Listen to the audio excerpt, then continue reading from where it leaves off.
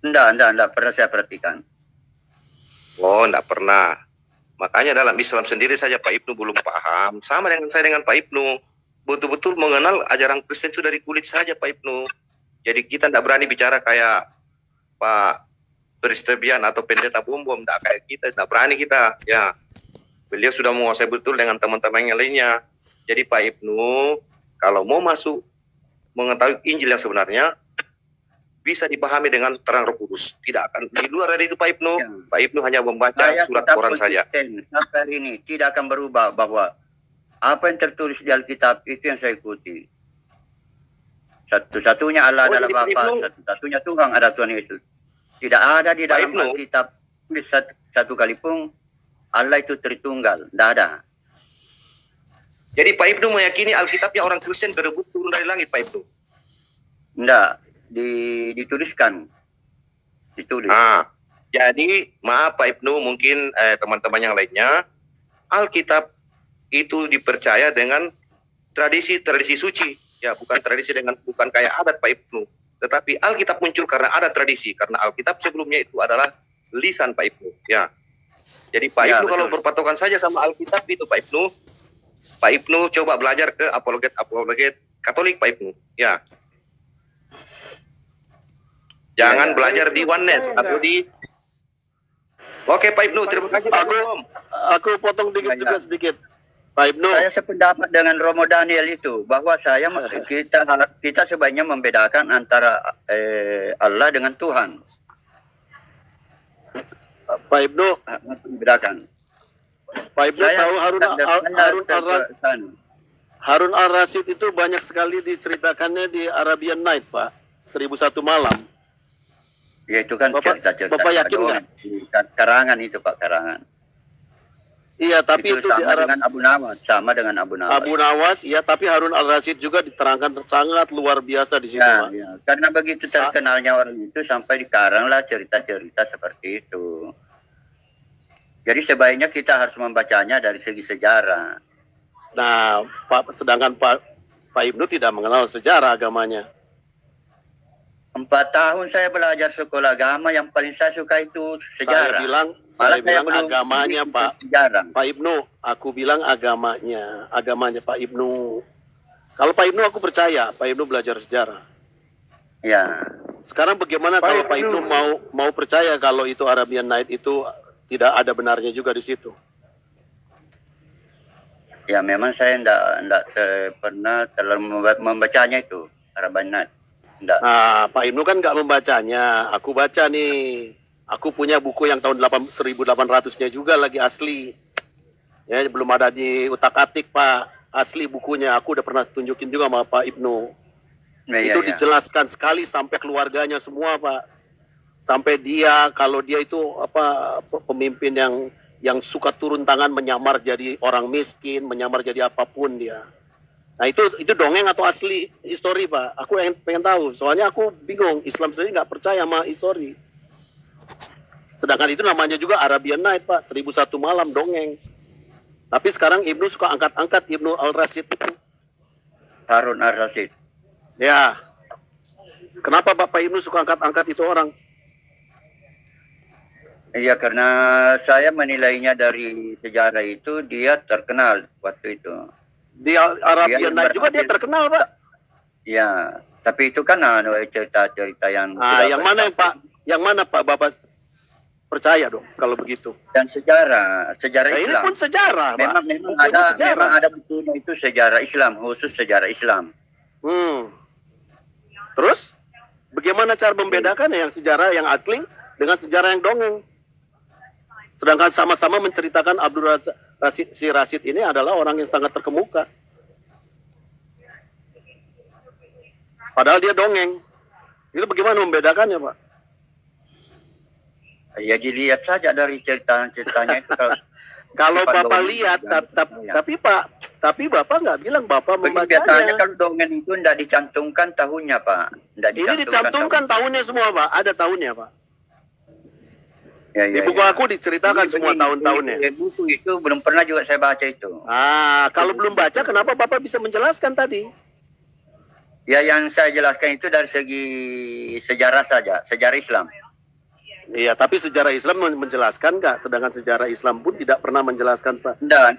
Memang kalau sejarah Islam yang saya baca itu tidak terlalu terperinci, itu. Sedangkan yang di 1001 malam ini detail, Pak. Sampai semua anaknya, sampai keluarganya sebelum dia menjabat juga, Pak. Iya. Jadi yang mana ya, Bapak kira-kira? Nah, ya baca dulu lah, Pak. Sebelum Bapak banyak mengomentari si Rasid ini sangat luar biasa. Padahal ini juga buku dongeng juga menceritakan sangat luar biasa, Pak. Ya, aku mau bertanya, boleh? Ya. Pak Ibnu, tulisan di sini yang Al-Quran yang mana? Membaca tulisan Al-Quran di sini yang mana, Pak? Di ayat bahasa Arab ini. Yang membaca yang mana, Pak? Maksudnya bagaimana pertanyaannya? Di tulisan sini yang bahasa mengatakan Al-Quran yang mana, Pak? Atau tulisan membaca Al-Quran? Di sini, tulisan sini. Kata kara, yakra. Yang mana? Ini kah? Ini? Bukan. Ini? Bukan. Deretan sini kah? Bukan. Enggak. Di bawah. Ini. Yakrau di bawah, yakrau. Yang ini? Bukan. Ya, pakana ya'muru. Ya. Dimulai yang ini, dari Pak, yang saya blok kah? Yang saya blok ini kah? Geser lagi. Ini? Satu kali lagi. Ini? Ya, itu yakrau. Bentar ya.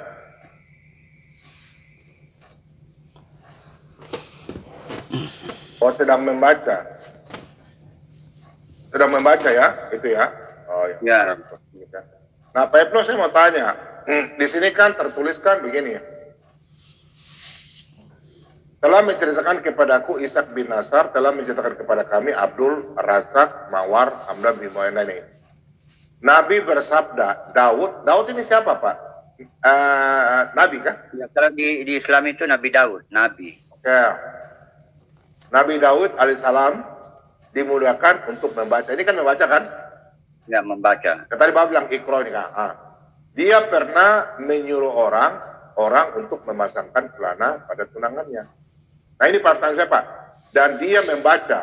Ada kata membaca tadi kan? Ya. Nah, Al-Quran ini dalam bahasa Arab yang mana, Pak? Di sini. Tadi membaca kan ini. Ya. Al-Quran yang mana situ? Al-Quran dalam bahasa Arab. Yang tidak disebutkan di hadis itu, tidak disebutkan. Hanya dikatakan membaca Al-Quran. Cuma belum membaca Al-Quran. Nah, pertanyaan saya, ini Al-Quran yang dibaca. Jadi itu menimbulkan tanda tanya besar juga. Karena waktu itu kan belum disusun Al-Quran pada waktu Nabi Daud ini. Al-Quran itu kan disusun pada zaman pemerintahan Khalifah Utsman. Nah, itu dia yang saya mau tanya. Ya, kalau makanya, memang Daud membaca Al-Quran, saya mau tanya, manuskrip yang Daud baca ini mana manuskripnya? Ya, tidak ada penjelasannya karena berbeda antara sejarah dengan hadis. Berarti hadis ini tahu dari mana bahwa Nabi Daud membaca Al-Quran? Hadisnya mana? Ini saya mau tanyakan. Nggak ada yang jawab, Pak. Ini mungkin siapa tahu. Ya, mungkin Pak Dani tahu. Pak Dani tahu kalau ada Pak Dani. Kalau April, siapa tahu mau jawab April. Assalamualaikum April. Kata adalah Tuhan. Aduh, parah ini. Ya sudah. Ya, Pak Ibnu istirahat nih. Pak Ibnu istirahat sudah malam, sudah Makassar, sudah malam ini. Jadi saya tetap konsisten dengan apa yang saya berubah. Ya, salam. Aku tambahin untuk Pak itu sedikit, Pak Bobom. Boleh. Jadi Pak Ibnu, kalau Pak Ibnu kembali ke sejarah, Pak Ibnu akan lebih hancur, Pak. Akan lebih hancur keislaman. Pak Ibnu pasti harus tahu itu. Kalau bagaimana, Pak? Kalau mengikuti sejarah. Harus, Pak. Iya. Kan kalau di Al-Quran kan dikatakan percaya kepada Al-Quran dan kitab-kitab sebelum Al-Quran. Betul. Ya. Right, man. Betul, tidak ada di dalam Al-Quran itu kau harus percaya kepada kitab-kitab sesudah Al-Quran, tidak ada. Nah, kalau Pak Ibnu ngomong itu sama orang Islam, Pak Ibnu yang dihajar, betul nggak? Ya, betul. Ya sudah. Tandanya kalau kita omong pasti benar, Pak. Nggak mungkin salah. Karena kalau Pak Ibnu ngomong sama kita soal sejarah, Pak Ibnu pasti kita dukung. Tapi kalau Pak Ibnu ngomong... Kenapa? Bagus sekali pertanyaannya Bapak itu tentang kebenaran. Apa itu kebenaran? Nah, itu Pak, kebenaran itu adalah literasi ini yang saya punya semua, Pak. Boleh ambil gambar, Pak? Coba dibaca lagi. Ini aku buka, aku nggak apa-apa, nggak ada masalah. Filsafat kebenaran. Bentar, Pak, ya aku... Coba dibaca filsafat kebenaran. Apa itu kebenaran? Tidak sederhana penjelasannya itu kebenaran, Pak. Tidak sederhana. Aku punya bukunya juga, Pak. Filsafat itu buku-buku tahun 1800, 1700, Pak. Ya. Ini, Pak. Kebenaran filosofi, itu Pak.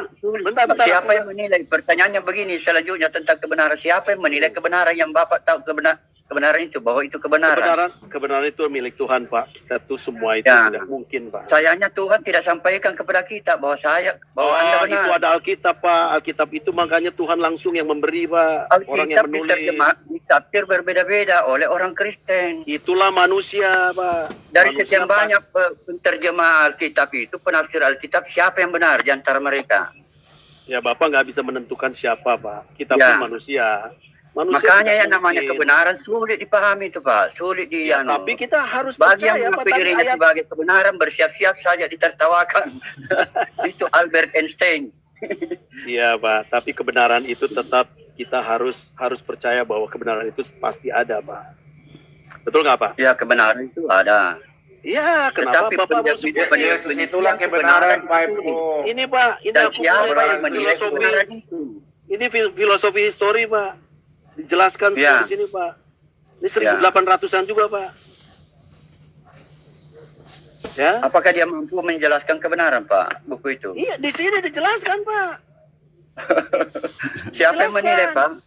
Siapa yang menilai? Dia teologian-teologian yang menilai bahwa itu benar? Teologian yang sudah mempelajari dan mereka itu penuh dengan Roh Kudus. Sedangkan Tuhan Yesus aja mereka menginjili aja. Orang-orang saksinya aja langsung yang pada hidup bareng-bareng mereka itu menulis semua, Pak. Jadi kita harus percaya karena ada bukti. Bapak percaya sama yang cuman dapat anugerah, dapat wahyu dari dalam gua itu. Nggak mungkin, Pak. Nggak mungkin. Kita ada saksi nyata semua, saksi hidup. Dan mereka juga yang menulis, Pak. Ya, betul. Ya, jadi itu kebenaran. Tapi yang dari gua itu mengatakan begini, nanti kota sucimu saya kuasai, dan terbukti dia kuasai. Dia kuasai itu kota sucimu yang kedua. Kota sucimu yang pertama belum dikuasai, tapi kota sucimu Konstantinopel dikuasai oleh Nabi Muhammad. Ini Rasid nih, komplit, Bapak bangga-banggakan nih. Konstantinopel itu kota suci, Pak.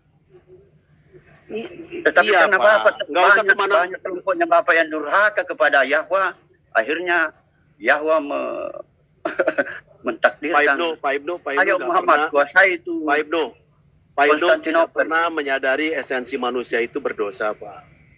Sudahlah, kebenaran fakta sejarah bahwa kota sucimu dikuasai oleh orang Islam dan kamu tidak mampu merebutnya sekarang. Sekarang pada waktu itu. Sekarang ini tidak ada negara Kristen yang berani menyerang Turki itu. Coba kau serang Turki. Masa ada ajaran Tuhan suruh menyerang, Pak? Suruh kita berperang? Tidak, karena itu kota sucimu. Kota sucinya orang Kristen itu. Tidak bisa, Pak. Kalau tidak bisa berarti tanah ini tanah berdosa, Pak. Tidak ada namanya kota suci, Pak. Ada di dunia ini di mana, Pak? Dunia ini tetap aja dunia yang berdosa. Kalau ada kitab suci, ada juga yang namanya kota yang suci. Itu menurut Bapak, kan menurut manusia selalu begitu, Pak. Kita kan selalu... Coba kamu rebut itu lagi Konstantinopel. Itu gereja di sana paling nomor 2 di sana itu, setelah yang di Roma itu, atau di Yerusalem. Bapak nggak usah ngomong sama kita, Bapak ngomong sama orang Islam aja, biar Bapak nanti dikurungin itu lampu sung penyamuk. Makanya jangan menganggap penting itu Nabi Muhammad, karena ternyata umatnya Nabi Muhammad mampu merebut kota suci. Buktinya Bapak sekarang Pak Ibnu bilang, Pak Ibnu mempelajari sejarah. Coba sejarahnya Muhammad, coba kasih tahu. Sejarah Muhammad ada nggak? Gini Pak Ibnu, jadi Pak Ups biar saya juga tambahkan juga Pak Ups. Dalam banyak hadis dikatakan Pak Ibnu, menaklukkan Konstantinopel dan akhir zaman Dajjal akan tiba. Tiba nggak sudah Konstantinopel ditaklukkan? Berarti salah, Muhammad salah dong. Nggak usah ke sana dulu, Pak. Biarin aja. Coba ceritain kalau Muhammad itu eksis. Coba, ada nggak sejarahnya? Mana sejarahnya? Sejarahnya mana? Terbukti nggak? Ya terbukti banyak. Udah digali nggak? Banyak gimana? Sejarah bukan soal banyak, Pak. Sejarah itu langsung dicari buktinya benar-benar pernah eksis, sejarahnya ada, bukunya ada, orangnya ada, fotonya ada, segalanya ada, dibikin patung kayak dibikin apapun. Nabi Muhammad pasti itu malah membuat fotonya karena takut Muhammad juga orang bilang Kristen. setiap wahyu datang selalu kata dia, Pak, bukan kata Tuhan. Ini yang jadi masalah, kata dia semuanya. Itu memang Allah tidak ngomong, Pak. Masa Allah ngomong di Al-Quran? Kan bermasalah kalau ngomong, karena di dalam Al-Quran itu kan Allah berbicara kepada Musa. Pak Ibnu hidup dalam kebohongan terus, dibohong-bohongin terus. Kalau memang Tuhan yang benar, dia pasti bisa menyatakan dirinya, Pak. Apalagi Muhammad, manusia biasa. Pasti ada orang yang menulis. Bukan Allah. Allah tidak. Kalau yang Quran itu Allah. Masa hidup Muhammad pasti ada orang yang menulis soal dia, tentang dia, menggambarkan tentang dia. Pasti ada. Baca saja sirah Nabawi. Tapi pasti ada, Pak, di sejarah Bapak. Buktinya itu Konstantinopel dikuasai, itu saja bukti. Jangan keluar ke sana, ngomong Muhammad aja dulu, Pak. Muhammad dulu. Kan Muhammad yang ngomong itu bahwa nanti kota Muhammad sejak kapan dia berada pada zaman? Sejak kapan Muhammad ada pada zaman di Konstantin itu, Pak? Ya sudah meninggal kan, itu kan dia menubuatkan nanti itu Konstantinopel jatuh kepada tentara Islam yang terhebat. Katanya. Iya, terbukti itu katanya Muhammad, Pak. Tidak terbukti semua, Pak. Enggak terbukti. Tidak ada terbukti itu. Muhammad mengatakan ketika nanti Konstantinopel itu ditaklukkan, itu akhir zaman begitu. Dajjal datang pada itu. Mana buktinya? Si Dajjal kok nggak datang-datang. Itu Konstantinopel kerajaan Romawi Timur. Iya, baiklah, pada menurut Muhammad ketika penaklukan itu terjadi akhir zaman. Kota kekristenan itu dikuasai oleh umat Islam sekarang. Mana akhir zamannya, Pak Nuh? Itu kata Muhammad loh. Akhir zaman datang ketika sampai ke akhir zaman. Tidak perlu sampai ke akhir zaman. Itu menurut Nabi ya, sampai itu terjadi saat akhir zaman. Dekat-dekat dah katanya gitu. Udah 2000 tahun, berapa tahun itu? Kapan Konstantinopel ditaklukkan? Sama, bulan terbelah juga udah dekat katanya, tapi sampai sekarang belum terjadi. Iya, jadi itu sebetulnya itu bukan masalah ke sana, Pak, itu bukan bukti itu. Karena menurut Muhammad dalam pikirannya kalau nanti itu ditaklukkan, dunia ini sudah kiamat begitu.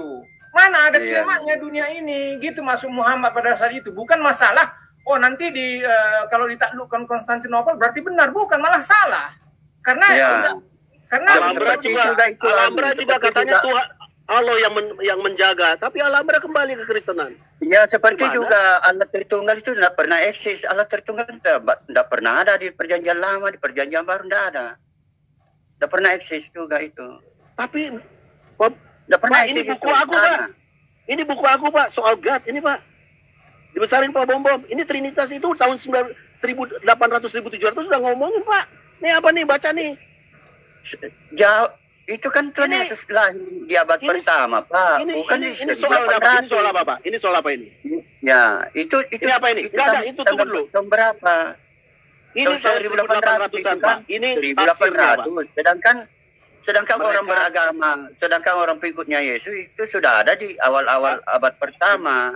Betul. Tidak butuh buku di tahun 1800. Karena mereka lebih dekat sama zaman, Pak, ya, daripada kita yang jauh, Pak, ya. 1800 dengan abad pertama. Dibanding kita yang 2000 sekarang kayak Pak Ibnu banyak omong tapi tidak ada bukti. Aku punya bukti 1800. Coba Pak Ibnu buka tuh Al-Qur'an tahun 1800. Ada nggak? Soal Muhammad. Buka, Pak. Jangan ngomong ke sana terus, Pak.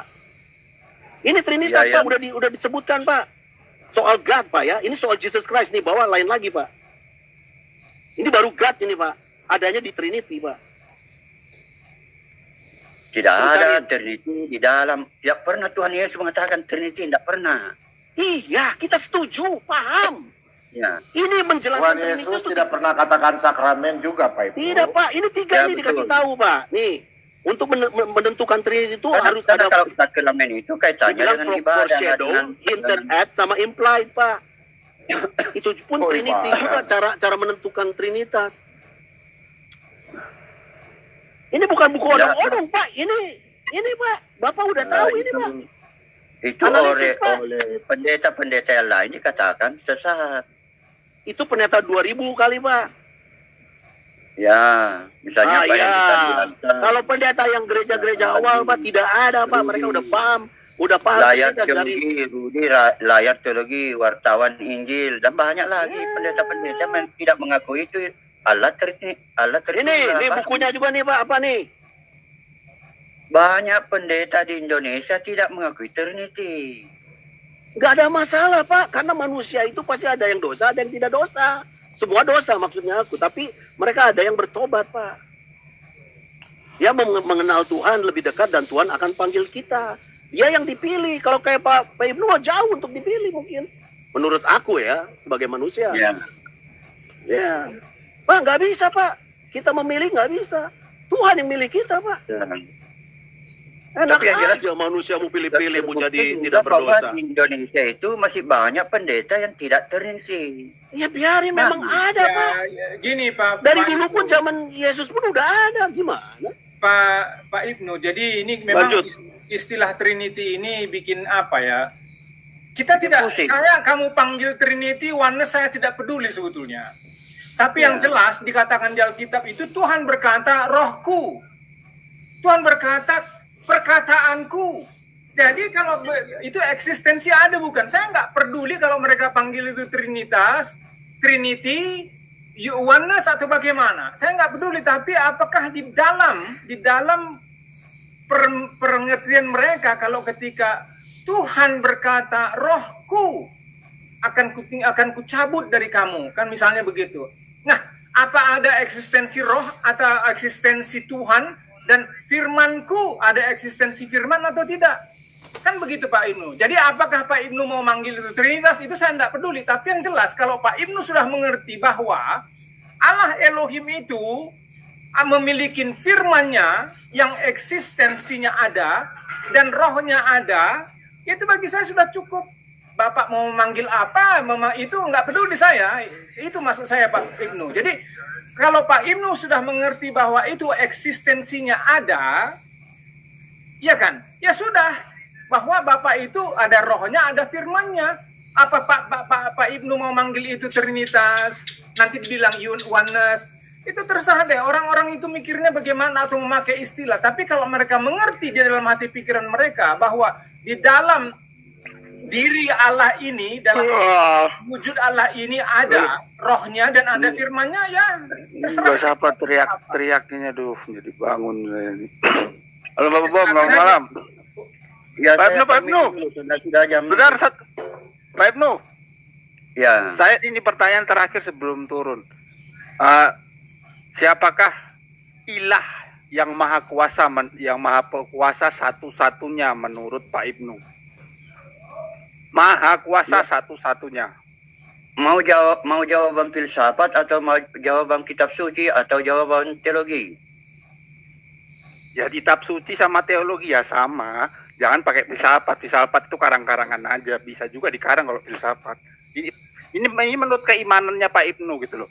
Siapakah ilah atau sesembahan atau Tuhan atau Allah maha kuasa satu-satunya? Siapa itu Pak? Siapa dia? Allah. Ya siapa? Allah. Menurut kitab sucinya Pak Ibnu, menurut perjanjian baru itu siapa? Kalau menurut perjanjian baru, bapaknya Tuhan Yesus. Nah, bagus. Bagus. Silakan Pak Ibnu. Ini jawaban yang tegas gitu loh. Nah, sekarang saya ke Pak Dadrew. Pak Dedro. Jadi sekalian saya mengatakan Pak. Ya Pak Ibnu beres itu. Kuasa itu Bapak, bukan sang anak. Ya bagus, itu jelas, itu fix jelas. Tapi kalau Pak Dedro, coba saya tanya, Pak Dedro, siapakah Tuhan atau Allah Maha Kuasa satu-satunya? Pak Dedro silakan dijawab siapakah itu. Saya baca aja 1 Korintus 8